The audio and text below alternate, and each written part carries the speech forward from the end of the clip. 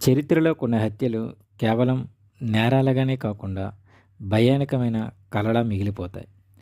కొన్నిసార్లు మన చుట్టూ నడుస్తున్న మనుషులే మనం ఊహించని రాక్షసులుగా మారిపోతారు. ఒక మనిషి 25 సంవత్సరాల పాటు మానవులను చంపి ముక్క ముక్కలుగా నరికి వాళ్ళ మెదడును సూప్ చేసుకొని తాగేవాడు. అతని ఇంట్లో డజన్ల కొద్దీ మానవుని యొక్క తలలు దొరికాయి. ఈరోజు మీకు చెప్పబోయేది మానవ రూపంలో దాగి ఉన్న ఒక మాంసాహారి యొక్క నిజమైన జీవిత కథ. అతని పేరు రామ్ నిరంజన్. ఉత్తరప్రదేశ్కి చెందిన వాడు. ఈయన చిన్నప్పటి నుంచి ఆయనకు ఒక అపోహ ఉండేది. అంటే నేను తెలివి తక్కువ వాడిని, బుద్ధిమాంద్యుడిని. సో అతనికి ఎవరైనా తనకంటే తెలివైన వాళ్ళు అని అనిపిస్తే వాళ్ళని తన వ్యవసాయ భూమికి తీసుకొని వెళ్ళి ముక్కలు ముక్కలుగా నరికి వాళ్ళ మెదడుని సూప్ చేసుకుని తాగేవాడు. అంటే వాళ్ళ మెదడును తింటే ఇతని తెలివితేటలు పెరుగుతాయి అనే ఒక అపోహతో వాళ్ళ మెదడుని సూప్ చేసుకుని తాగేవాడు.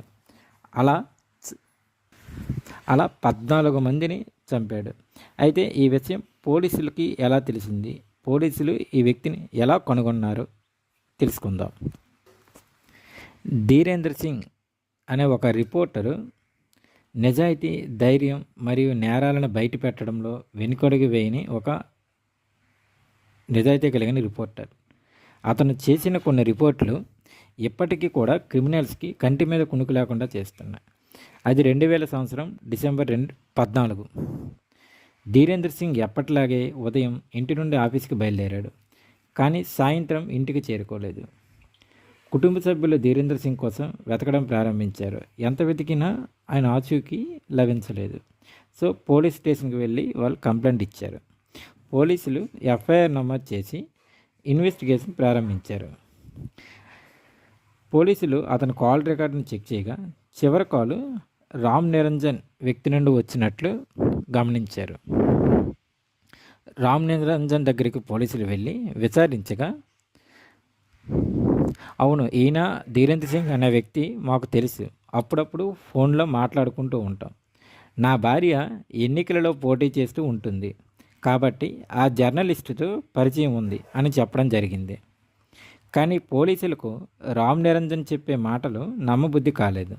ఎందుకంటే అర్ధరాత్రి పూట ధీరేంద్ర సింగ్ కాల్ చేసి మాట్లాడినంత అవసరం ఏముంది అనే కోణంలో పోలీసులు దర్యాప్తు ప్రారంభించారు. ఈ ఫ్యామిలీ గురించి అన్ని విషయాలు కూడా పోలీసులు తెలుసుకోవడం జరిగింది. పోలీసులు మరొకసారి గట్టిగా బెదిరించి ఈయనకు విచారించగా, సార్ నన్నేం చేయకండి, అన్నీ నిజమే చెప్తాను అని పోలీసుల్ని బతిమలాడుకున్నాడు. తన ఇంటికి దూరంగా ఉన్న వ్యవసాయ భూమికి పోలీసులను తీసుకుని వెళ్ళాడు. ఇప్పుడు అసలే స్టోరీ ఒకసారి చూడండి. ఆ రూమ్ వద్దకు తీసుకెళ్ళగా ఆ రూమ్లో నిండా మనిషి యొక్క పుర్రెలే ఉన్నాయి. ఈయన ఏం చెప్తాడంటే, ఈ రూమ్ అనేది కలందర్ యొక్క రాజుది. ఈ రాజు తన యొక్క తీర్పులను ఇక్కడే నిర్ణయిస్తాడు. అతని మెదడు చాలా చురుకైనది, తనకు ఎవ్వరూ పట్టుకోలేరు అని పోలీసులతో అంటాడు.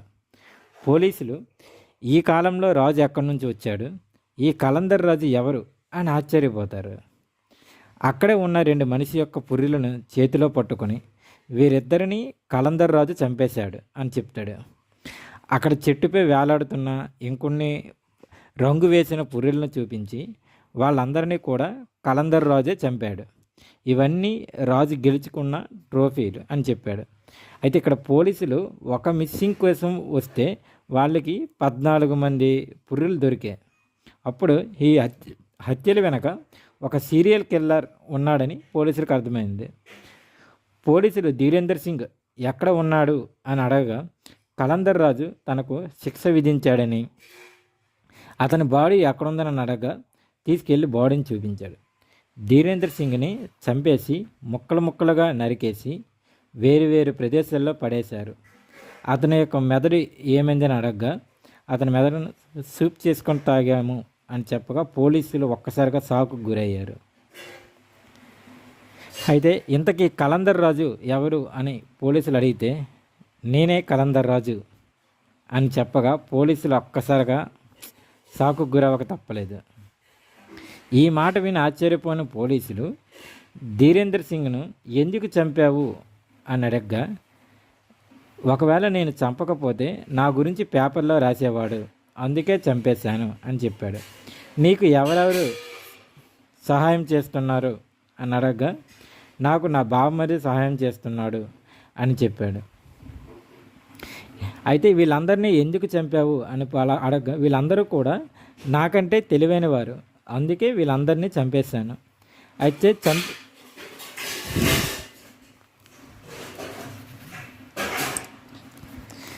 అయితే వీళ్ళందరినీ ఎందుకు చంపావు అని పోలీసులు అడగగా, వీరందరూ నాకంటే తెలివైన వాళ్ళు, అందుకే వీళ్ళందరినీ చంపేసి వాళ్ళ మెదడును సూప్ చేసుకుని తాగితే వాళ్ళ తెలివితేటలు నాకు వస్తాయి, అందుకే వీళ్ళందరినీ చంపాను అని పోలీసులకు చెప్పాడు. అయితే తన వద్ద ఉన్న తలలో నుంచి వీరి బ్రెయిన్ యొక్క సూప్ చేసి తాగేవాడని పోలీసులు చెప్పాడు. ఓకే, అక్కడున్న పుర్రెలలో ఎందుకు రంగు వేసామని అడగగా, నాకు మతిమరుపు ఎక్కువ అని, అందుకే ఎవరిది ఏ పుర్రో తెలుసుకోవడానికి కలర్ వేసి వారి పేరు రాసుకుంటానని పోలీసులతో చెప్పాడు. అయితే పోలీసులు ఇంకా విచారించగా చిన్న చిన్న విషయాలలో ఇతనికి కోపం వచ్చేదని, అలా కోపం వచ్చినప్పుడల్లా ఏ కారణం లేకుండా మనుషులను కిడ్నాప్ చేసి ఇలా చంపేవాడని తెలిసింది. రామ్ నిరంజన్లో చిన్నప్పటి నుంచి అంతగా తెలివితేటలు లేకపోవడం వల్ల తనను తానే బుద్ధిమంతుడిగా మరియు రాజుగా ఊహించుకోవడం మొదలుపెట్టాడు. అయితే ఇవన్నీ హత్యలు చేసి తను ఒక డైరీలో రాసుకున్నాడు. ఆ డైరీ పేరు ద కోర్ట్ డైరీ అనే ఒక డైరీలో ఈ 14 మందిని ఎలా చంపాడు, ఏ విధంగా చంపాడు అనేవన్నీ కూడా తను రాసుకోవడం జరిగింది.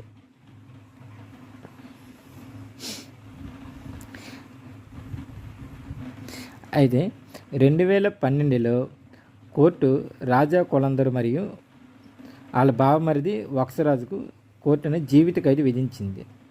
కానీ 2025లో అతనిపై మరో 2 హత్యల కేసులో శిక్షలు పడ్డాయి. 25 ఏళ్ల పాటు మానవ మెదడును తిన్నాను అని అతడు కోర్టులో ఒప్పుకున్నాడు. అందరూ కోర్టు జడ్జితో సహా అక్కడ ఉన్న వాళ్ళందరూ కూడా షాక్కు గురయ్యారు. సో ఇక్కడతో ఆయన స్టోరీ క్లియర్. ఇది మనం చూసుకుంటే ఇది కేవలం ఒక హత్య కథ కాదు, ఇది మానవ రూపంలో దాగిన ఒక రాక్షసుని యొక్క నిజమే. ఇలాంటి కేసుల గురించి మీరు ఎప్పుడైనా విన్నారా? ఒకవేళ మీరు వినుంటే మీ అభిప్రాయాన్ని కామెంట్స్లో చెప్పండి. మరియు ఇలాంటి నిజమైన కథల కోసం మన ఛానల్ను సబ్స్క్రైబ్ చేయడం మర్చిపోవద్దు. ఓకే.